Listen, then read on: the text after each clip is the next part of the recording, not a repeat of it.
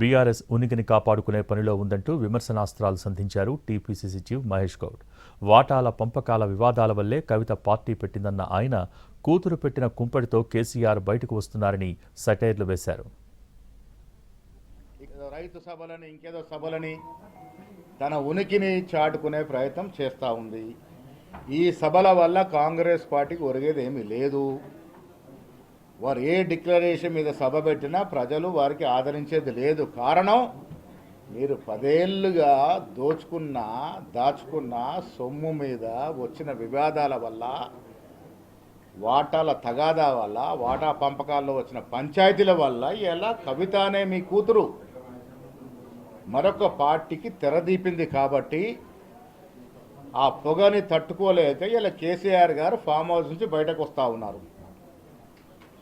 మా ముఖ్యమంత్రి రేవంత్ రెడ్డి గారు గతంలో కేసీఆర్ విజ్ఞప్తి చేశారు, మీరు ప్రతిపక్ష నాయకుడు, మీరు అసెంబ్లీకి రండి, సమావేశంలో పాల్గొనండి, ప్రజాక్షేత్రం రండి అని పిలిపిస్తే రాలే. కానీ ఇలా కూతురు పెట్టిన కుంపటికి డాక్టర్ స్ట్రోక్తోని బయటకు వస్తూ ఉన్నాడు. ఇది రైతు సభ కాదు, మట్టి సభ కాదు, రైతుల్ని ఉద్దేశించి చేసే సభ అంతకన్నా కాదు. రైతు సభలని ఇంకేదో సభలని